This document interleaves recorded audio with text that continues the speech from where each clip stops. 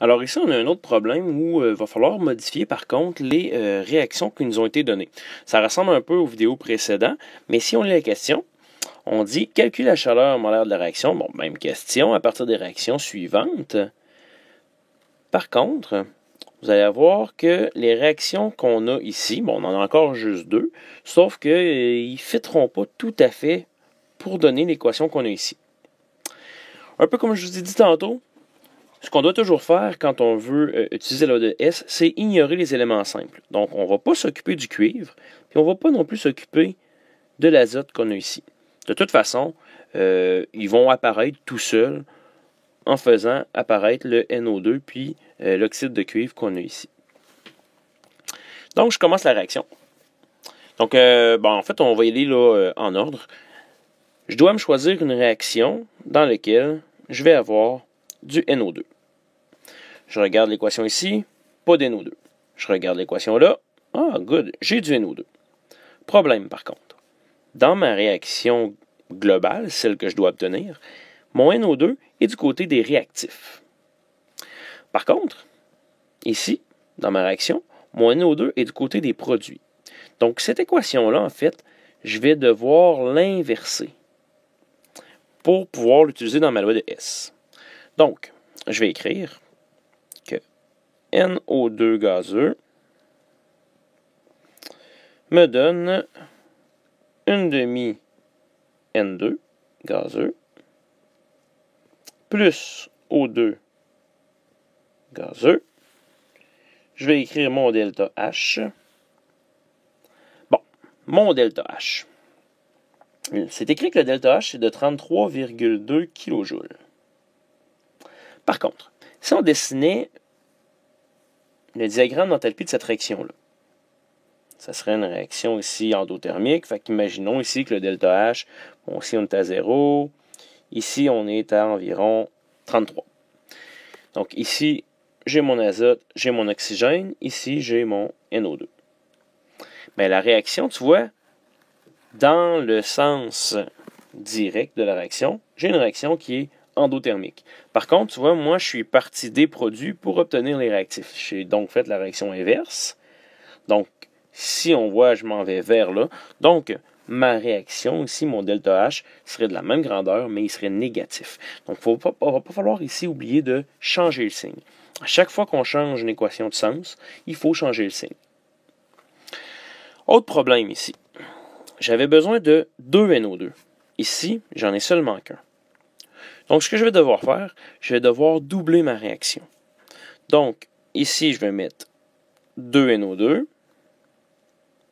2 demi N2. Bon, tu peux écrire 1, ça revient au même. 2 O2. Il ne va pas falloir oublier non plus de doubler ici mon delta H. Je vais écrire un petit fois là, pour pas qu'on l'oublie.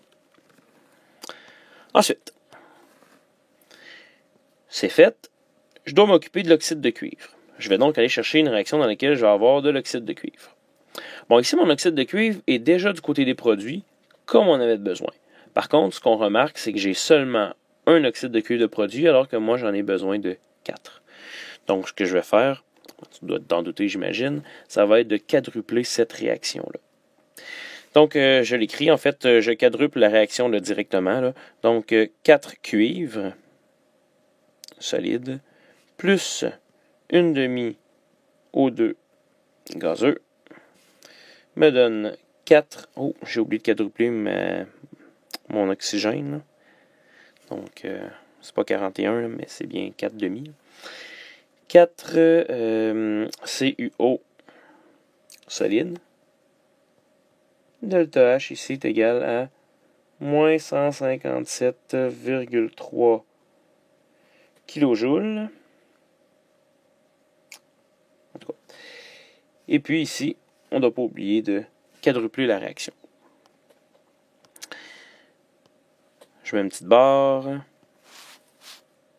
pour appliquer ma loi de S, juste pour voir si ça fonctionne ce que j'ai fait. Donc, on annule tout ce qui est pareil de chaque côté. Donc, ici, est-ce qu'il y a des trucs qui sont pareils? Oui, j'ai du O2 ici. J'ai du O2 là. 2 O2, 4 demi O2. Ben, en fait, 4 demi et 2, c'est la même affaire. On barre ça. Est-ce qu'il y a d'autres choses de pareil? Non. Donc, je peux directement appliquer ma loi de S. Donc, ici, j'avais 4 cuivres solides plus 2 NO2 gazeux qui donne du N2 gazeux plus 4 CuO solide. Tout ce qui me reste à faire, c'est à calculer mon delta H ici.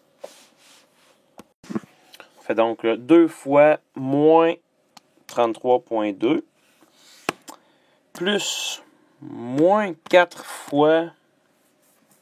Oups, il n'y a pas de rapport de moins ici, là.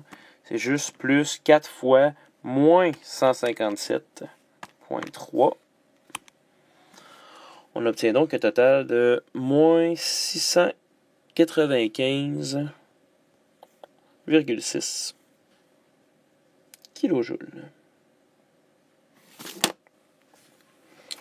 Donc, en fait, là, c'est un peu la subtilité qu'on a dans ce problème-là. En fait, là, la différence, c'est que tu vois, avec l'autre problème, c'est qu'on a eu à inverser une équation. On avait inversé celle-ci. On n'avait pas oublié de changer le signe. Puis, en fait, il a fallu multiplier cette équation-là ici par 4, cette équation-là ici par 2.